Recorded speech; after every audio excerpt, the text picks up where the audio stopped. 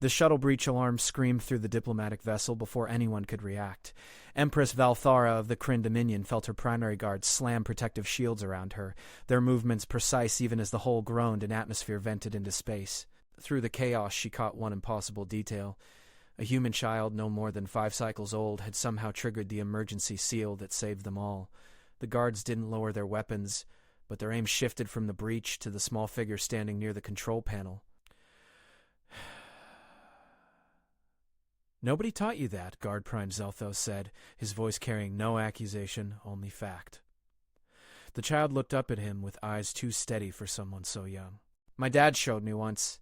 He said starships all have the same weak points." Valthara's translator struggled with the human's informal speech pattern, but the meaning crystallized like ice in her veins. The child had identified a critical vulnerability in Kryn engineering within seconds of seeing the panel, on instinct. In crisis. The Empire had dismissed Earth's admission petition 3 cycles ago. Primitive, the reports concluded. Fractured governments, limited spaceflight capability, no unified military doctrine. They fought among themselves too often to pose any strategic value or threat. Standing in the repressurized chamber, watching this child explain structural failure points to her eldest guards with casual confidence, Valthara felt the first tremor of doubt about that assessment. "Where is your parent?" she asked. "Observation deck." "He's with the other veterans." Veterans. The translation came through with unexpected weight. Earth had sent former soldiers as part of their delegation, not ambassadors. Not scientists. Warriors who had survived their planet's endless conflicts. Zelthos touched her shoulder, the gesture invisible to outsiders but clear in its meaning. Threat assessment required. They found the humans in the observation deck, gathered around the view of the debris field that had nearly killed them. 20 men and women, most bearing visible scars, all standing with a particular stillness Valthara recognized from her own elite units. The kind of quiet that came from seeing too much violence and learning to process it without flinching. A man turned as they entered, his mechanical left arm whirring softly. "Your Majesty, my daughter didn't cause problems, I hope." Explain how a child knows combat engineering. The human's expression didn't change, but something shifted in his eyes. Not defensiveness. Assessment. He was deciding what she could handle hearing. On Earth, knowledge like that isn't special. It's survival. He gestured to his companions. "We grew up in different nations, fought different wars, but we all learned the same lesson. Understand how things break, or become the thing that breaks." Another human spoke, a woman with burn scars across her neck. "Your ship design is efficient, but it assumes controlled combat conditions. Assumes your enemy will engage the way you expect." "Our enemies are the Vrath Collective," Zelthos said, ice in his tone. 17 conquered species, 400 years of expansion. "We have stopped them for 2 centuries along the border systems." "Stopped," the man with the mechanical arm repeated. "Not defeated." The words hung in the recycled air. Valthara had studied the Vroth campaigns. Her people fought with honor, with established tactical doctrine refined across generations. It worked. It held the line, but it never pushed that line forward. "Earth's wars," she said slowly. "They don't follow rules. They follow the only rule that matters," another veteran answered. "Win or cease to exist." The child appeared at her father's side, and he rested his remaining hand on her shoulder. The gesture was gentle, protective, yet Valthara noticed how his stance never fully turned away from potential threats. Even here. Even in diplomatic space. "The Vrath took one of our deep space mining outposts last month," Valthara said, speaking before her strategic training could stop her. "Killed 3,000 civilians. We responded with a fleet action that destroyed their attack force, but the outpost remains in contested space." No words passed between them, but Valthara saw the communication happening. They were deciding something. "Permission to speak freely, Your Majesty?" the man with the mechanical arm asked. Protocol demanded she refuse. These were civilians from an unadmitted world, but protocol hadn't sealed the whole breach. "Granted, you're fighting the war they want you to fight. Big fleets, established positions, predictable engagement ranges. They can match that, probably forever." He paused. "But they've never fought humans. They don't know what we do when the rules don't matter anymore. You're suggesting?" "I'm suggesting Earth has 8 billion people who've spent 10,000 years perfecting every possible way to kill each other. We fought in deserts, jungles, mountains, oceans, cities, and tunnels. We've fought with sticks, with nuclear weapons, and everything in between. And we're still here because we learned one thing better than anyone. What's that? How to make the other side's advantages meaningless? Zelthos stepped forward, his posture radiating disapproval. Your Majesty, this conversation approaches military alliance. Earth has not been admitted to the Galactic Council. Formal protocols saved us from the breach? Valthara interrupted. Or did a human child who learned warfare by growing up on a planet that specializes in it? The silence that followed carried weight. The child tugged her father's sleeve. Dad, the Empress is scared. Every guard in the room tensed, but Valthara raised a hand, stopping them, because the child was right. Fear wasn't weakness. It was intelligence recognizing a pattern. For 200 years, the Kryn Empire had held the line against the Vroth using superior technology and tactical discipline. But holding the line wasn't victory, and now she stood surrounded by representatives from a world the Empire had dismissed, a world that had somehow survived countless wars against itself and emerged not weakened, but terrifyingly adaptive. Change our course, Valthara said quietly. We're not returning to the capital. Your Majesty? Zelthos' voice carried rare uncertainty. We're going to the contested border, and these humans are coming with us. I want to see what happens when someone shows the Vroth something they've never seen before. The man with the mechanical arm smiled. It wasn't a pleasant expression. Finally, he said, someone who gets it. The Kryn Empire had spent 2 centuries fighting an honorable war. Valthara suspected she was about to learn why honor alone wasn't enough. Why Earth's brutal history, the very reason she dismissed their admission petition, might be exactly what the galaxy needed. Outside the viewport, stars streaked past as the ship changed course, carrying them toward the border where an ancient enemy waited, completely unprepared for what humanity was about to teach them. The border station designated Outpost Kryn 947 had become a tomb 3 weeks ago. Valthara stood in the restored command center, studying tactical displays while the human delegation examined the wreckage with unsettling familiarity. The Vroth had executed their assault with typical precision, overwhelming force, targeting command infrastructure first, eliminating resistance before claiming the facility. Textbook strategy. Effective strategy. But the man with the mechanical arm, who'd finally introduced himself as Marcus Chen, hadn't spent more than 30 seconds on the command center before heading to the residential sections. Valthara followed, Zelthos shadowing her with obvious reluctance. They killed everyone here, the guard prime said. What intelligence could possibly... That's the problem. Marcus knelt beside a corridor intersection, running his remaining hand along carbon scoring. They didn't have to kill everyone. Valthara's translator processed the words, but the implication took longer. Explain. Vrath doctrine focuses on rapid neutralization. They hit hard, destroy military capacity, claim territory. It works against opponents who follow similar rules. Marcus stood, gesturing down the corridor, but this outpost had 3,000 civilians. Miners, engineers, support staff, low combat value. The Vrath spent resources killing them instead of bypassing them. It sends a message, Zelthos said. Terror tactics to discourage resistance. Maybe.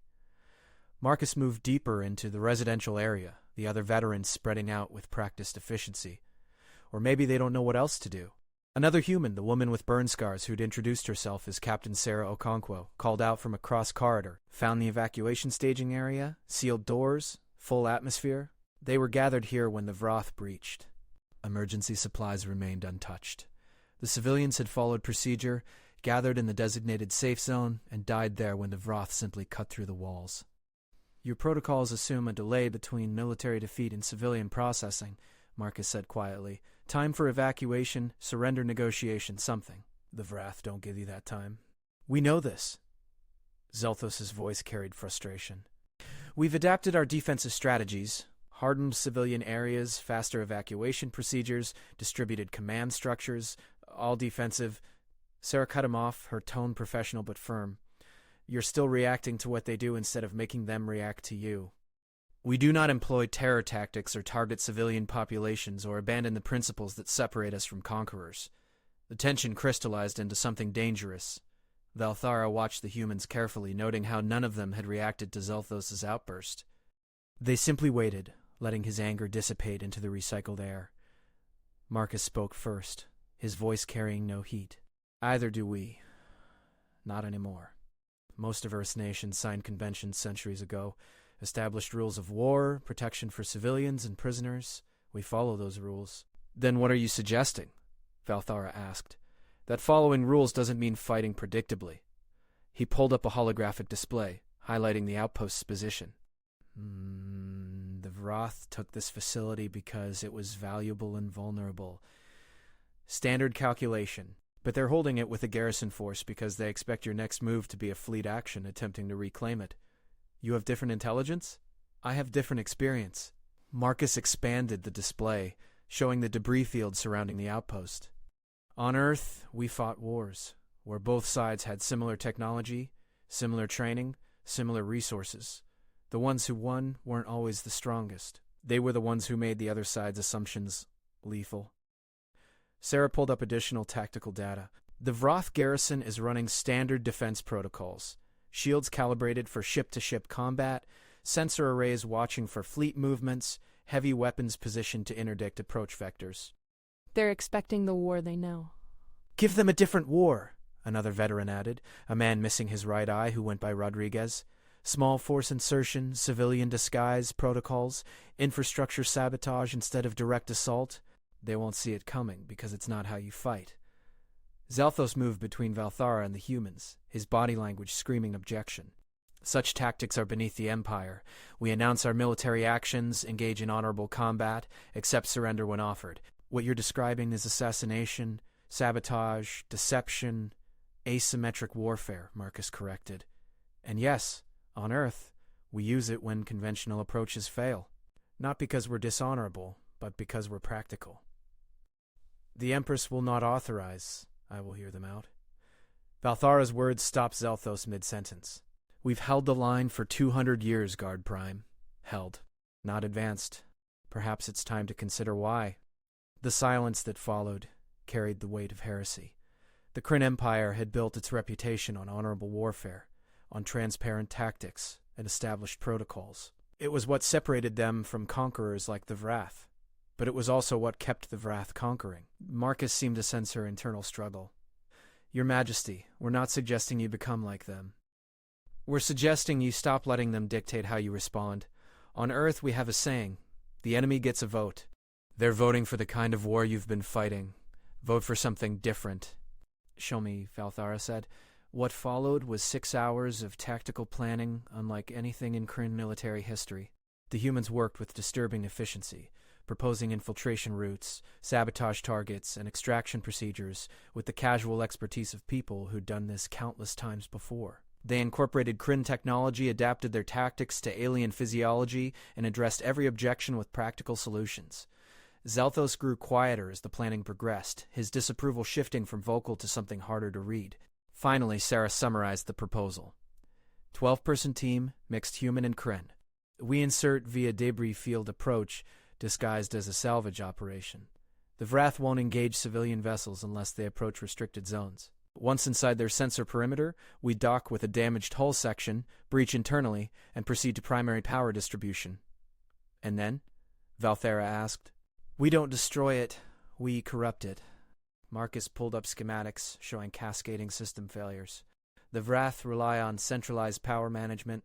We introduce a feedback loop that looks like equipment malfunction. Their protocols will demand investigation before repair. During that investigation, we extract intelligence on their defensive coordination, supply chains, and communication networks. You infiltrate a military installation to gather information, not to reclaim it? Information is victory, Rodriguez said. Reclaiming one outpost changes one tactical situation. Understanding their operational structure changes the entire war. Valthara turned to Zelthos. Your assessment. The Guard Prime's expression remained neutral, but she knew him well enough to read the conflict. The plan is tactically sound. Minimal resource commitment, high intelligence value, reduced casualty risk. It violates every principle of honorable engagement we've established. But would it work? Yes. That single word carried the weight of an empire's philosophy, colliding with necessity. Valthara looked at each human in turn, seeing the scars they carried, physical and otherwise. They came from a world that had nearly destroyed itself learning to wage war. Now they stood before her, offering that terrible expertise. If we do this, she said slowly, We change how the Kryn Empire fights. We abandon transparency in favor of deception. We choose effectiveness over honor. You choose survival over extinction, Marcus corrected gently. The Vrath won't stop because you fight honorably. They'll stop when they can't predict you anymore. Valthar's daughter had died in a Vrath raid 5 years ago. The Empire's honorable response, a massive fleet action that destroyed the attacking force, had been celebrated. But her daughter remained dead, and the Vrath remained unconquered. Prepare the team, she said. We proceed in 18 hours. Zelthos didn't object, but his silence communicated volumes. The salvage vessel Marcus designated Trojan Horse drifted through the debris field with convincing aimlessness. Valthera watched from the bridge of her command ship, 3 light minutes distant, as the mixed team approached the captured outpost. Kryn sensors showed her everything. The Vrath garrison's casual dismissal of the salvage operation, the electromagnetic signature that read as civilian-grade equipment, the slow approach that suggested caution rather than tactical insertion, perfect deception. Zelthos stood beside her, his posture revealing nothing. They'd barely spoken since her authorization, the distance between them measured not in space but in philosophy. They're inside the sensor perimeter, her tactical officer reported. No Vrath response. On Earth, Marcus had explained, this kind of operation happened thousands of times. Special forces inserting behind enemy lines, gathering intelligence, disrupting operations, and extracting before the enemy understood what happened. Humans had refined asymmetric warfare across countless conflicts, learning to make small teams devastatingly effective. The Kryn Empire had never needed such tactics. They fought with overwhelming technological superiority, with fleets that could reduce planets to rubble, with honor and transparency that made warfare terrible but predictable. The Vrath had learned to fight that kind of war. They'd adapted, matched, and stalemated. Docking successful, the tactical officer continued. Team proceeding to internal breach. Valthara pulled up the feed from Marcus's suit camera. The view showed a darkened corridor, emergency lighting casting harsh shadows. 2 Kryn soldiers moved ahead, their thermal signatures disguised to read as maintenance drones. Behind them, Marcus and Sarah advanced with weapons that looked nothing like standard military issue. Improvised equipment, Zelthos noted, constructed from civilian salvage components. Untraceable to Earth or Kryn military, Valthara replied. If discovered, it appears to be insurgent technology. We don't support insurgencies. We didn't. The word choice hung between them. The team moved through the station with disturbing ease. When they encountered Vrath patrols, they didn't engage. They waited in shadows, used thermal dampening, and allowed the enemy to pass. When they needed to bypass security systems, they didn't hack them. They used physical workarounds, cutting through maintenance ducts and rewiring junction boxes. Nothing in the Vrath defensive doctrine accounted for this approach. Power distribution center in sight, Marcus's voice came through the encrypted channel. Beginning primary insertion. What followed was technical expertise that made Valthara's engineering staff murmur in appreciation. The humans didn't destroy the Vrath power systems. They introduced microscopic irregularities that would compound over hours, creating failures that looked like maintenance issues rather than sabotage. They planted monitoring devices disguised as standard components. They accessed communication networks and copied encryption protocols, all of it invisible to standard security sweeps.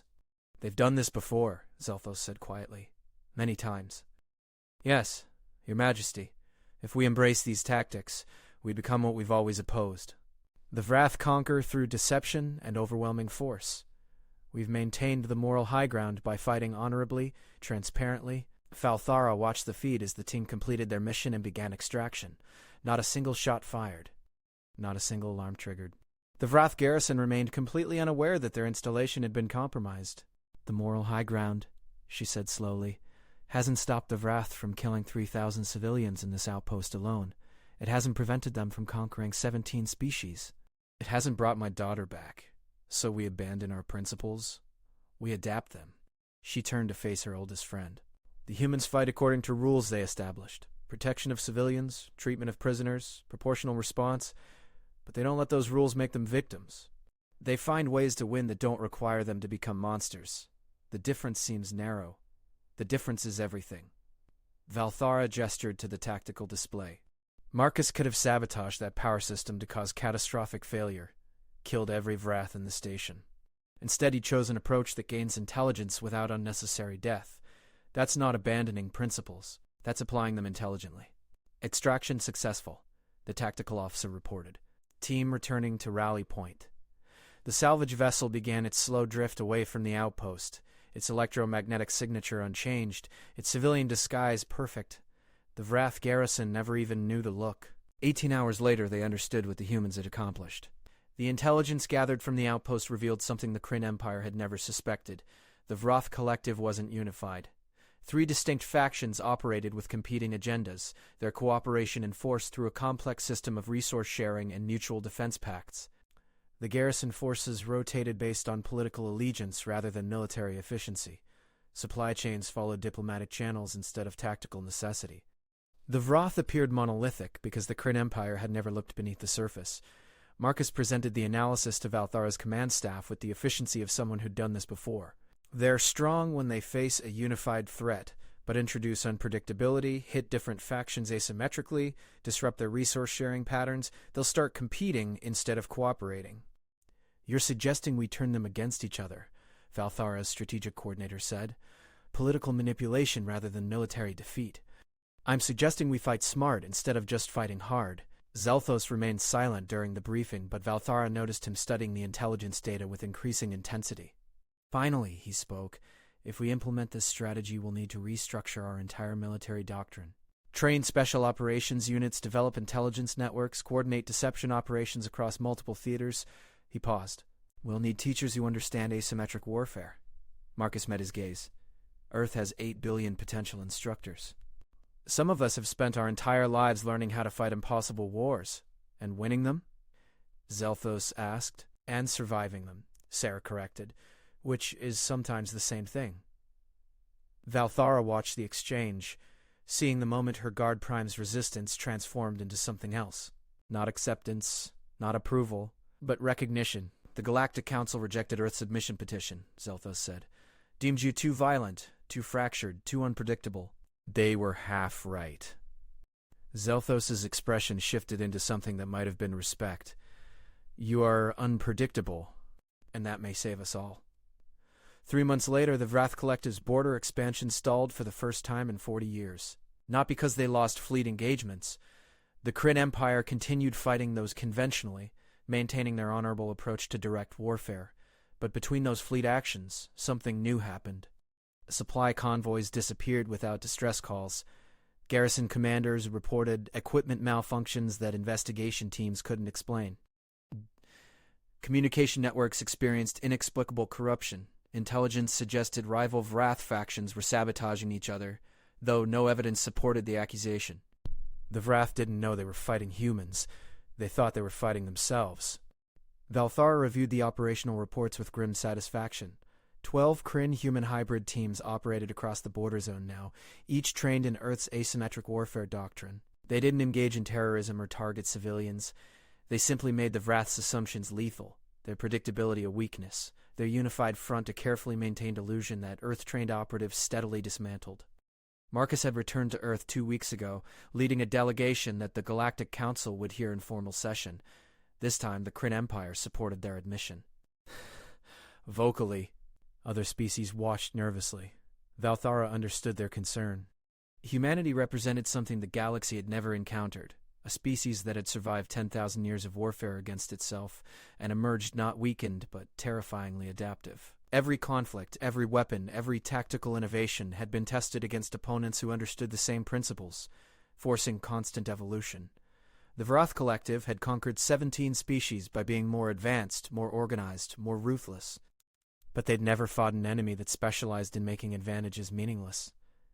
Zelthos entered her office carrying the latest intelligence summary. The Vrath High Command is requesting diplomatic contact. They wish to discuss terms. Terms of what? They didn't specify. But our intelligence suggests internal faction conflicts have reached critical levels. They're blaming each other for the border failures. Valthara accepted the report, scanning the details. 3 months ago, she'd commanded an empire fighting an honorable losing battle against a superior enemy. Now she led forces that had introduced doubt, confusion, and internal conflict to an opponent that had seemed unstoppable. And they'd done it without abandoning their principles. Schedule the diplomatic contact, she said.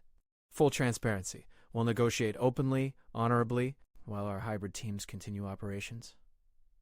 while we maintained strategic pressure through unconventional means. The Wrath chose to fight this way when they killed 3,000 civilians and made predictability a liability. We're simply responding with tactics they forced us to learn. Zelthos nodded slowly. The other species are asking questions. They want to know what changed. Tell them humanity came home, Valthara said, and showed us that the battlefield isn't just space combat and fleet maneuvers. It's intelligence, adaptation, and making your enemy's strengths irrelevant. Good. Fear breeds caution. Caution prevents conflicts like this from starting. She looked at her guard prime, seeing understanding in his expression. For 10,000 years, humans fought each other because they had no one else to fight. They learned every possible way war could be waged and survived it all. The galaxy dismissed them as primitive, violent, unpredictable. And now we understand that unpredictability isn't weakness, it's evolution. And Earth evolved through trial by fire. The Galactic Council Chamber held representatives from 43 species, all watching as Marcus Chen stood before them. His mechanical arm gleamed under the chamber's lighting, a visible reminder of wars fought and survived. Behind him, 20 other human delegates stood in silence, each bearing their own scars. Valthara observed from the Kryn Empire's section, Zelthos beside her. 3 months ago, the council speaker began, this body rejected Earth's petition for admission. The stated concerns were political fragmentation, violent history, and lack of unified military doctrine. The Kryn Empire has requested this session be reconvened. Empress Valthara, you may speak. She rose, feeling the weight of 43 species watching her. The council was correct in its assessment of humanity. They are violent, fractured, and unpredictable. But the council failed to understand why those traits developed and what they represent. Murmurs rippled through the chamber. Earth survived 10,000 years of warfare because every conflict forced adaptation. Every weapon spawned a counterweapon. Every tactic bred a counter-tactic. Humans didn't become violent by nature. They became adaptive by necessity. Valthara gestured to the human delegation. The galaxy faces threats, like the Wrath Collective. Enemies who conquer through superior force and predictable aggression. We fight them honorably and lose ground. Earth fights them intelligently and wins. By abandoning honor, a representative from the Telmaran Alliance challenged. By employing deception and asymmetric tactics that undermine established warfare conventions, Marcus spoke for the first time, his voice carrying across the chamber. We follow the same conventions you do. Protection of civilians, humane treatment of prisoners, proportional response to aggression. But we don't let those conventions make us victims. You manipulate, you deceive. We adapt, Marcus corrected. When an enemy is stronger, we become faster. When they're better armed, we become smarter. When they expect one approach, we choose another. That's not dishonor. That's survival. It's chaos, another representative insisted. Warfare must follow rules, protocols, predictable patterns, otherwise it becomes endless violence.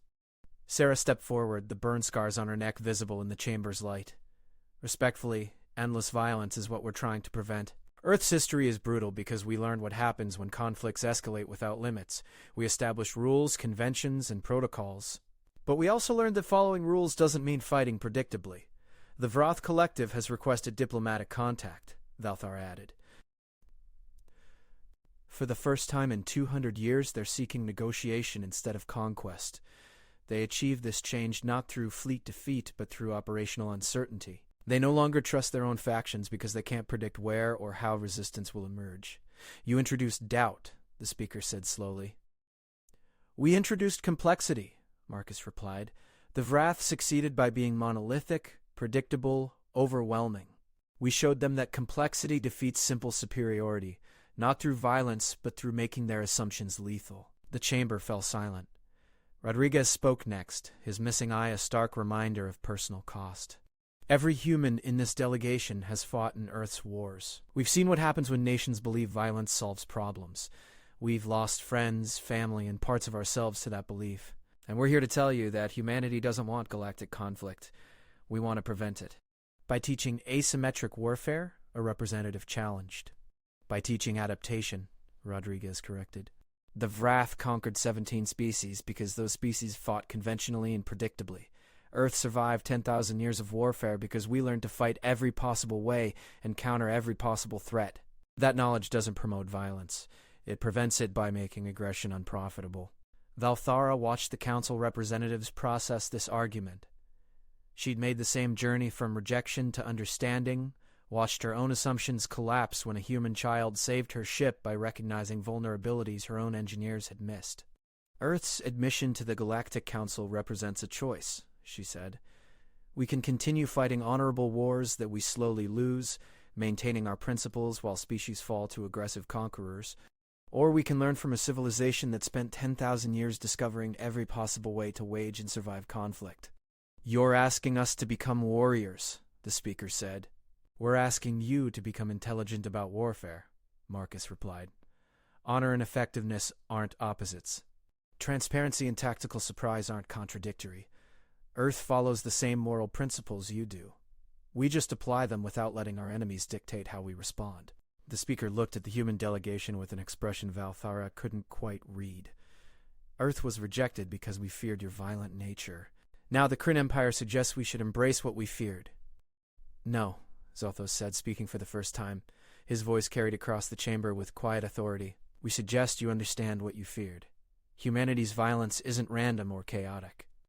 It's disciplined, experienced, and refined through 10,000 years of trial and error. They've made every possible mistake in warfare and learned from each one. That knowledge terrifies us because it's unfamiliar. But it saved Kryn lives, stopped Wrath expansion, and changed a 200-year stalemate into negotiations. And what does Earth want in return? The speaker asked Marcus. Admission to the Galactic Council. Access to your collective knowledge. The opportunity to contribute our expertise to common defense. He paused. And recognition that violence isn't measured by capacity alone but by choice. Earth has the capacity for tremendous violence. We choose to use that capacity defensively, intelligently, and in service of principles we share with every species in this chamber. Humane treatment of enemies, proportional response. We follow these rules. We just don't let them make us predictable. And the speaker remained silent for a long moment. Then, the council will deliberate. This session stands in recess. As representatives filed out, Valthara approached the human delegation. Marcus met her gaze with an expression of controlled tension. You did well, she said quietly. We told the truth. Doesn't mean they'll accept it. They will. Zelthos joined them, his posture relaxed in a way Valthara rarely saw, because the alternative is continuing to lose ground to enemies who don't share our principles. Earth offers a third option, maintain our values while adapting our methods. Some species will resist, Sarah noted. Some species will learn, Valthara countered, the way I learned. The way Zelthos learned, by watching humans turn impossible situations into strategic advantages through nothing more complicated than refusing to fight the war their enemies expected. Marcus smiled slightly. On Earth, we call that thinking outside the box. On Kryn, we call it survival. 6 months after the reconvened session, the Galactic Council voted to admit Earth with a narrow majority. The debate had been fierce, the opposition vocal, but ultimately pragmatism prevailed. The Vroth Collective had signed a non-aggression treaty. Their internal factions, too, focused on mutual suspicion to mount coordinated expansion. Other aggressive powers watched Earth's admission with calculating eyes, wondering what this new player represented. Valthara stood in her command center reviewing reports from the border zones.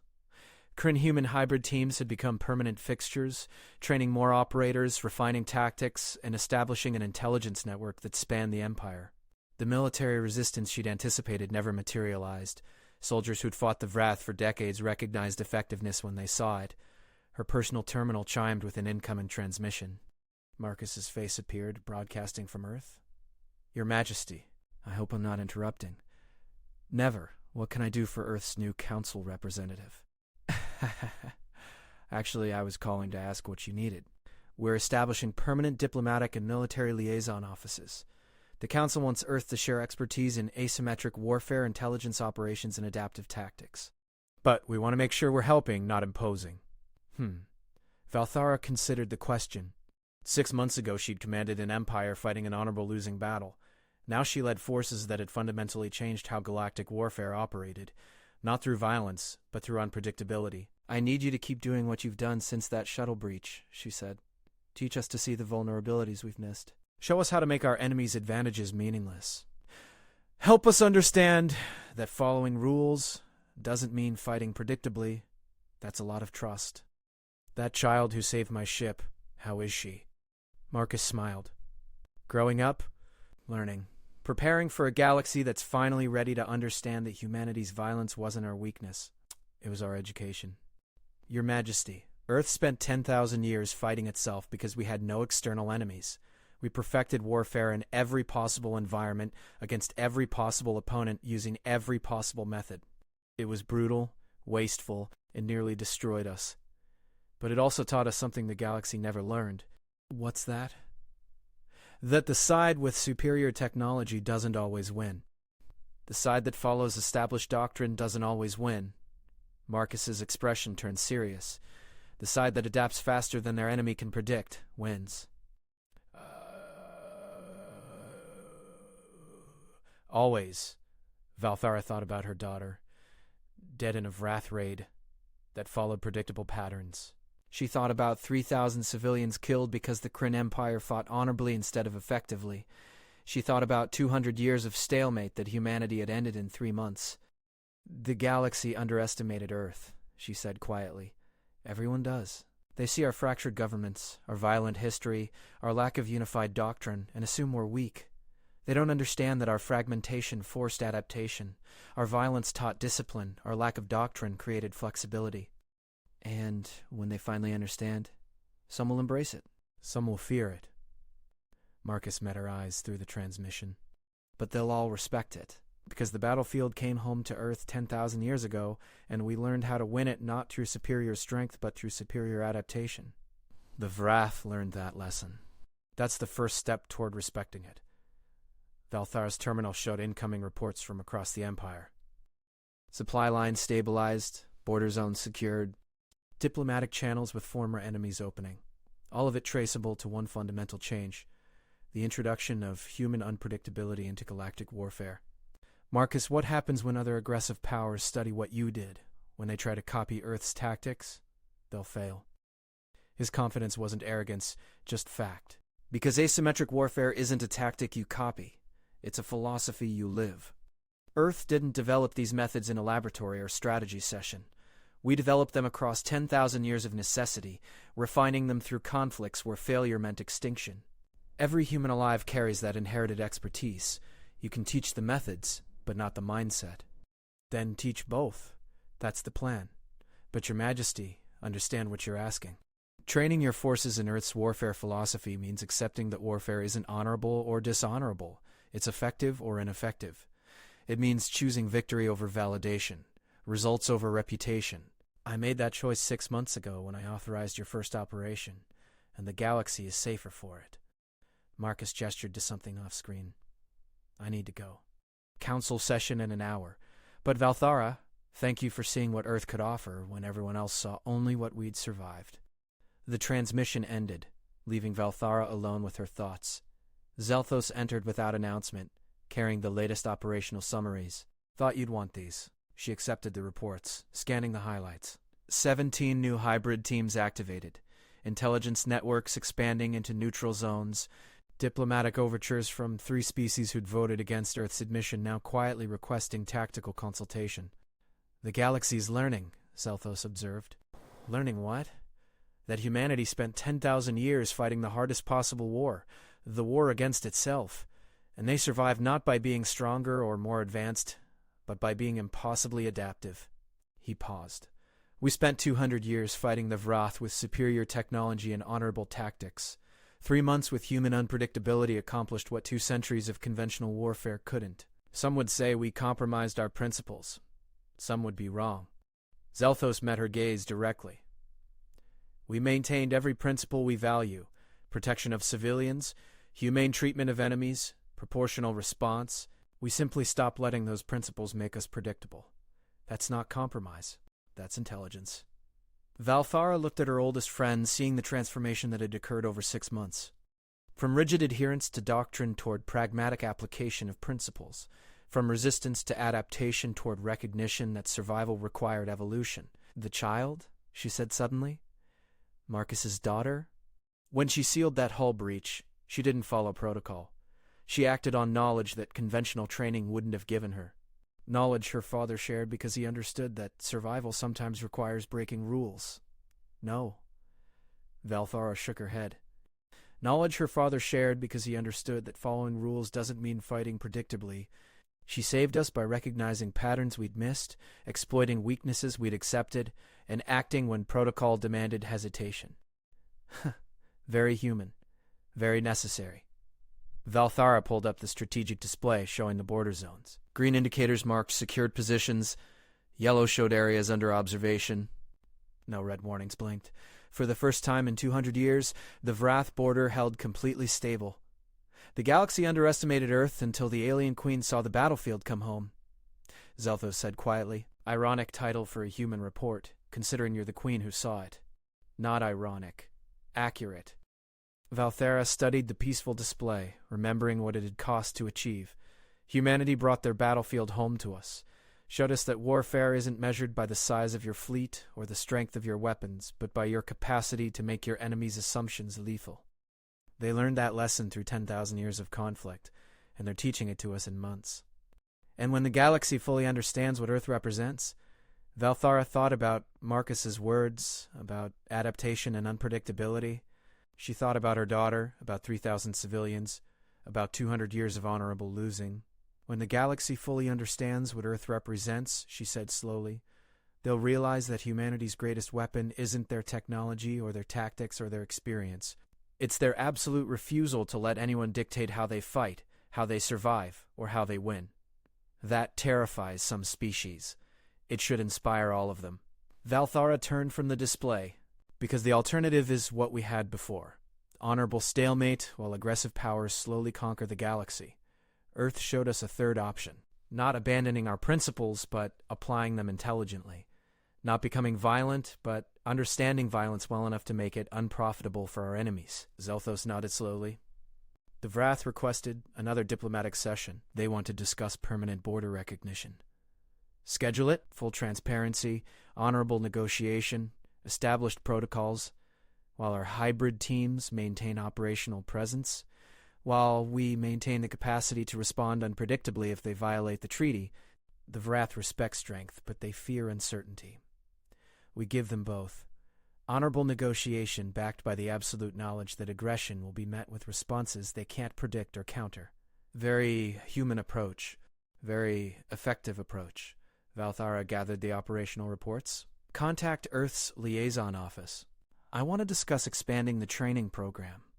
More hybrid teams, broader intelligence networks, deeper tactical integration. The Council will have concerns. The Council admitted Earth specifically because of concerns. They recognized that traditional warfare wasn't working, that established tactics were failing, that honorable approaches were losing ground. Earth offers solutions, and the galaxy will learn to accept them or lose to enemies who don't share our principles. Your Majesty, when you first authorized that operation 6 months ago, I believed you were making a mistake, abandoning everything the Empire represented. And now? Now I understand that the Empire represents survival, protection, and the defense of our people. The methods we use to achieve those goals can evolve without compromising the goals themselves. He smiled slightly. Very human philosophy. Very necessary philosophy, Valthara corrected. The battlefield came home to Earth 10,000 years ago. They learned to survive it. Now they're teaching us the same lessons, and the galaxy will be stronger for it. After Zelthos left, Valthara stood alone in the command center, watching the peaceful border zones and thinking about the future. Earth's admission to the Galactic Council represented more than political recognition. It represented the acceptance that warfare, like everything else, required adaptation. That following rules didn't mean fighting predictably. That honor and effectiveness weren't opposites. The galaxy had underestimated Earth because they saw violence and chaos where humanity saw experience and adaptation. They dismissed a species that had spent 10,000 years perfecting warfare because they couldn't imagine that expertise being valuable, until an alien queen saw the battlefield come home, saw what 10,000 years of human conflict had created, and recognized it not as weakness but as the galaxy's best defense against those who would conquer it. Outside her viewport, stars gleamed in the darkness, and somewhere among them humanity prepared to share the lessons they'd learned through fire and blood and endless conflict. Not because they wanted war, but because they understood it better than anyone else. And understanding, Valthara had learned, was the first step toward prevention. The galaxy would never underestimate Earth again.